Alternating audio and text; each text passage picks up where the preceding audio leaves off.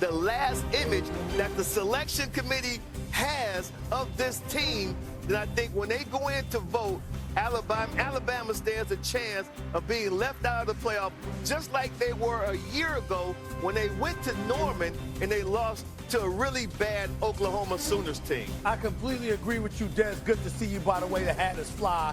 I completely agree with you, but that doesn't mean that it's a good thing, that it doesn't stink, because they beat Georgia already on the road, and it would be a damn shame if they lost and then that be held against them. My question to you is this.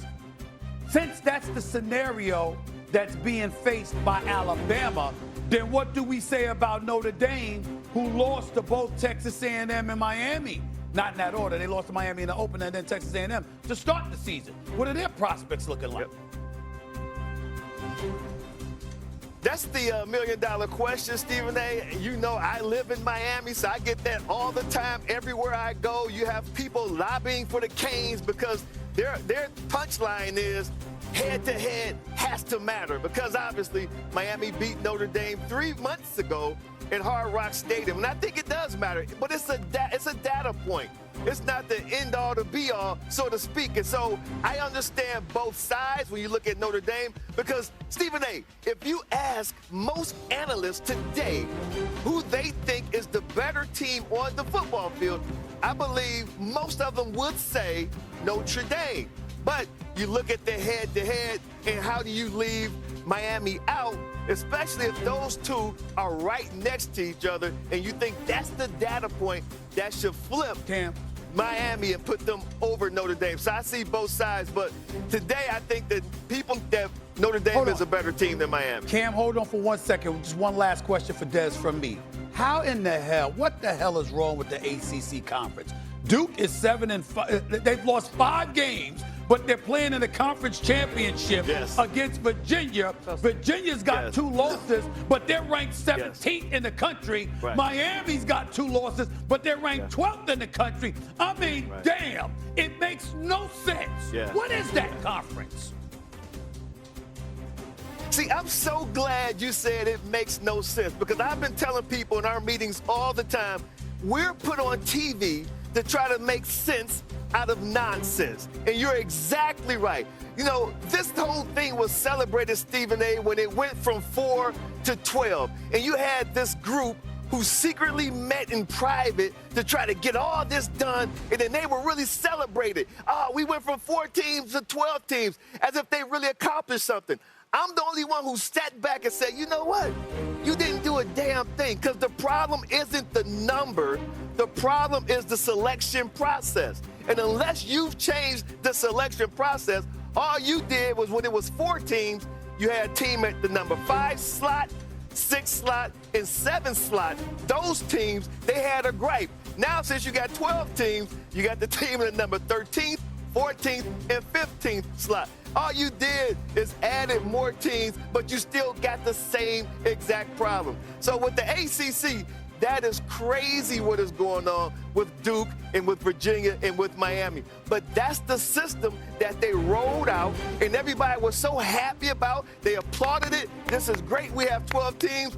But now you see absolutely what we're dealing with and the problems that it presents. Go ahead, Cam.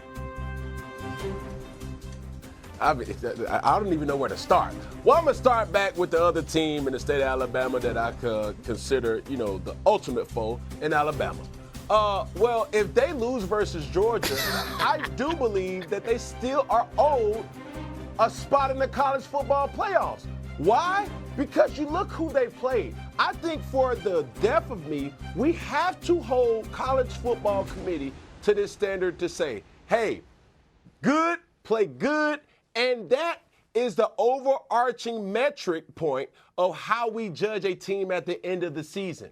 If you're sitting up here saying, even last year, nobody was saying what they're saying about Florida State beating Alabama there, when you had a team in Notre Dame who played in the national championship who lost to Northern Illinois, for Christ's sake. So these things have different rules for different people, or different programs have different expectations.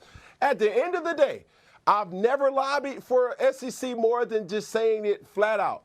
The SEC is the only conference that on a week-to-week basis, as consistent as it is, they're going to be tested in the most detrimental environments, the most toxic environments. They know that good on good is going to play sooner rather than later than any other sport. Now, with Notre Dame, I've always spoke my truth about Notre Dame. Notre Dame has been college football's Dallas Cowboys. When they're in, everything's good, and we already know with that. Now, the ACC, on the other hand, they have not been good collectively in a long time. But now when you see a team like Miami miss, that's a big head scratcher, and it would never happen in other conferences. Cam, do you have a question for Des? You understand what I'm saying? That I mean, is there a specific question that you have for Des Bryant? Because he want to know what the question is. Give it to him. Cam just had some stuff you wanted to get off his chest. I don't have no question. Make that retort. Man, I'm just letting y'all know. You know what I'm saying? Hey, one thing about it, though, one thing about it, I do see OG, I just needed to get some things off my chest, even though I do, appreciate the fashion, looking like an old soul brother from Peaky Blinders. You know what I'm saying? With the paperboy hat, all the above. Well, I got a couple of questions. Before you get on out of here. I got a couple of questions before you get on out of here, Des. First things first. Okay. What are we going to learn about Indiana in this particular equation? We know that Ohio State is the reigning defending national champions. Indiana and them Big Ten championship. Right. I mean, first time in history, 2 undefeated teams are playing for the Big Ten title. What are your thoughts about Indiana this year and how legit they are? Well, thanks for that question. And first of all, Cam, thank you for acknowledging the hat. I had to counterbalance, your look and your hat, so I think that we met somewhere in between, brother. But now when you talk about Indiana, I think when Indiana takes this field tomorrow, I've been impressed with Indiana. They went on the road and they beat Oregon in Eugene. And that was like a defiant moment for Cignetti and for that program. The way they played against the Oregon Ducks, who the week before, they beat Penn State up in Happy Valley in 2 overtimes. So now we're like, okay, this Indiana team is for real.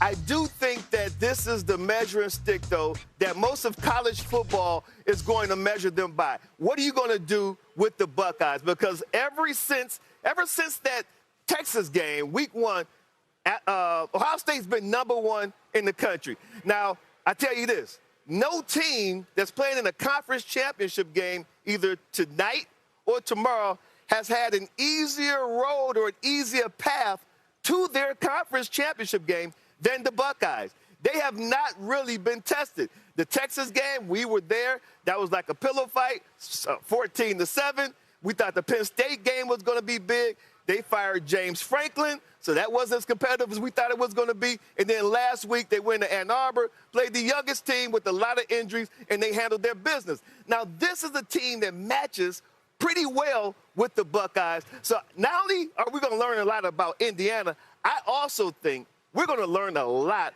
about the 2025 Buckeyes tomorrow night in the Big Ten championship game. And we could learn a lot about Fernando Mendoza. Maybe he has his Heisman moment this weekend, solidifies himself as the #1 overall pick. We didn't have time. We don't have time because nobody has stood out for the Heisman. That's right. This is his weekend for Mr. Mendoza. Exactly. Desmond Howard, we appreciate you. Thank you. Enjoy the game this weekend.